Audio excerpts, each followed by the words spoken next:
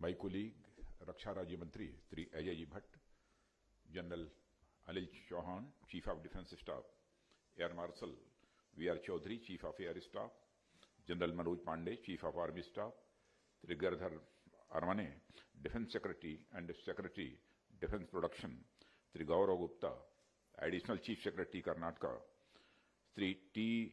Natarajan, Additional Secretary, DDP, ambassadors and the High Commissioners of friendly foreign countries, officers from MOD, friends from media, ladies and gentlemen.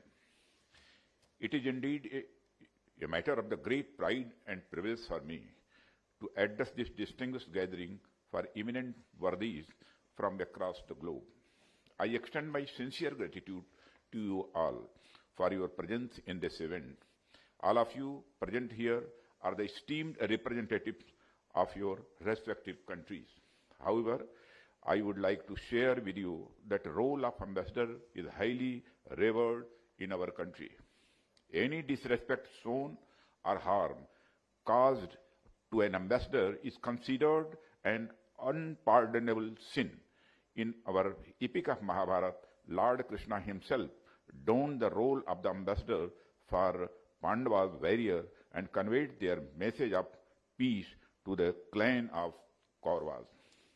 Excellencies, moving on, please allow me to use this platform to give you an overview of some of the major upcoming international programs in India. As a distinguished audience is aware, India is currently holding the presidency of the G20. The G20 members represent around 85% of the global GDP, over 75% of the global trade, and about 2/3 of the world population. The upcoming G20 summit in India is taking place in the larger context of a major geopolitical crisis, food and energy security concerns, comparatively slower progress on sustainable development goals, mounting public debt burdens, and urgent climate change-related issues. Our endeavor is to build consensus within the G20 and shape the agenda for the more secure, prosperous, sustainable, and just world. We envisage the G20 presidency as an occasion to showcase India to the world, the 3 Ds of India: development, democracy, and diversity. Now, I am going to talk about the 2 events which are organized by the Ministry of Defence, Government of India. The first one is Defence Expo, and the other is the Aero India show. Excellencies, DEF Expo is Indian Defence military flagship biennial event showcasing land, naval, and homeland security systems. The 12th edition of Defence Expo 2022 was recently organized at Gandhinagar, Gujarat, which was a huge success. The DEF Expo witnessed unparalleled participation of over 1,340 exhibitors, business investors, startups, MSMEs, armed forces, and delegates from the several countries. Conclusion of 451 MOUs, Memorandum of Understandings, transfer of technology agreements, product launchers, and orders to domestic business worth rupees 1.5 lakh crore, etc., attest to the success of the Defence Expo. Multiple bilateral and multilateral engagements were also held on the sidelines of DEF Expo 2022. India-Africa Defence Dialogue and the Indian Ocean Region Plus Conclave were organized at the level of defence ministers, which charted out new areas of enhancing the defence and security partnership with our partner countries. Picking up from the recent success of DEF Expo, we are now organizing the 14th edition of Aero India 2023 next month from 13th to 17th February 2023 at Bengaluru in the state of Karnataka. The Aero India is a premier global Aviation Trade Fair, which provides an opportunity for our aviation defense industry, including the aerospace industry, to showcase the products, technologies, and solutions to the national decision makers. The 5-day show will witness a combination of a major aerospace and a defense trade exposition, along with aerial displays by the Indian Air Force. Besides the major entrepreneurs and investors in the defense and aerospace industry, the show will also witness participation by prominent defense think tanks and the defense-related bodies from across the world. Aero India will indeed provide a unique opportunity for exchange of information, ideas, and new technological developments in the aviation industry. I would take this opportunity to invite you to the Aero India show. Excellencies, I recall that we had met, though virtually, in October 2020 for the Ambassadors and High Commissioners Round Table virtual conference for the previous edition of Aero India 2021, which was held at Bengaluru from 3rd to 7th February 2021. The Aero India 2021 had witnessed unprecedented attendance with over 600 exhibitors physically and another 108 in virtual mode. 63 countries, about 3,000 business-to-business meetings were held. Excellencies, Aero India 2023 would hopefully surpass the benchmarks set in the previous edition with a larger presence of exhibitors and the representatives of our friendly countries. We remain committed in supporting the partnership that have been forged thus far and also from new bonds for future growth. Excellencies, before I move further, I would like to give you a broad survey of our defense industrial capabilities.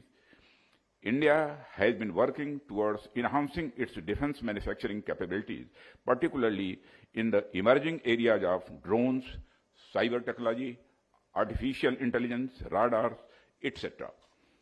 And we have created a robust defense manufacturing ecosystem in India, which has the advantage of abundant technical manpower. It has led to the emergence of India as a leading defense exporter in recent years. Our defense exports have grown by 8 times in the last 5 years, and now India is exporting to more than 75 countries. Excellencies, looking ahead, I believe that the Indian aerospace and defense manufacturing sector is well prepared to take up the future challenges and capitalize on emerging opportunities.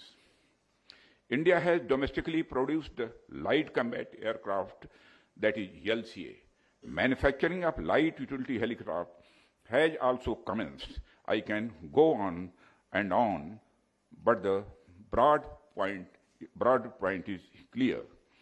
Our large population and abundant skilled workforce has led to the creation of a thriving innovation ecosystem led by startups in high technology areas, as I have already mentioned. These, in turn, are collaborating with the established research and development institutions and established industries to develop and manufacture high-end defense platforms and systems at a comparably lower cost. Excellency, and it is here that I would like to emphasize that our national efforts towards Make in India are neither isolationist nor are they just meant for India alone. Our self-reliance initiative is the beginning of a new paradigm of partnership with our partner countries. Partnerships are being made with global defense industry giants. Very recently, we have signed a contract for manufacture C-295 aircraft for the Indian Air Force through collaboration between Tata Advanced Systems Limited and Airbus Defence and Space SA, Spain. I want to underline that Make in India encompasses make for the world. Within the domain of defense research and development and manufacturing, India translates into an open offer to you all for joint efforts and partnership in defense research and development and production. Excellency, partnership and joint efforts are the two key words that differentiate India's defense industry partnership with our nations. India does not believe in a hierarchical conception of a world order, where few countries are considered superior to others. India's international relations are guided by the very essence of the human equality and dignity, which is a part of our ancient ethos. We do not believe in making or becoming a client or satellite state, and so when we partner any nation, it is on the basis of sovereign equality and mutual respect. Forging nations comes naturally to India as we work toward our cherished goal of a secure and prosperous world. Excellencies, it is our endeavor to transcend the relation of buyer and seller to a co-development and a co-production model, irrespective of whether we are a buyer or a seller. We are a major defense buyer as well as significant defense exporter. When we are procuring defense equipment from our valued partner nations, very often they are sharing the technical know-how, setting up manufacturing plants in India, and working with our local firms for various subsystems. And when we are exporting our defense equipment to our friendly nations, we offer our full support towards the capability development of the buyer through sharing of technology, training, co-production, and so on. Excellencies, what we offer is a partnership that comes with a bucket of options, which is accumulative of the national priorities and the capabilities. We want to build with you, we want to launch with you, and we want to create with you. There is an old African proverb which says that if you want to go fast, go alone. If you want to go far, go together. We intend to go far, and we want to do it together. We wish to create symbiotic relationship where we can learn from each other, grow together, and create a win-win situation for all. Excellencies, and that is exactly the way international relations should be transacted. And the cooperation is defining trait of the common human heritage which we will share. In fact, the success of humanity in our planet is majority attributable to our ability to forge bonds and enter into cooperative relations with each other. In particular, the ancient Indian thought goes a welcome step further, not merely cooperation for mutual benefit, but the entire humanity is welded into one single family, Vasudhaiva Kutumbakam, which finds mention in Maha Upanishad and is further referred to in the Hitopadesh and other literary works of India, unequivocally propounds the idea that the whole world is one family. Excellencies, before winding up my address, I request you all to encourage your defense and aerospace leadership to visit the city of Bengaluru and the vibrant state of Karnataka, where the upcoming Aero India show is going to be held. I can assure you that the state has an extraordinary richness of culture, art, food, and natural beauty to offer to its visitors. The Indian Ministry of Defense will proactively engage with you all to ensure that Aero India 2023 is organized in a flawless manner, and also that it proves to be a rewarding experience for the participants. Finally, I would close by reiterating my invitation. We would be waiting for you during our Aero India 2023 from 13th to 17th February 2023 at Bengaluru, Karnataka. Thank you very much. Jai Hind.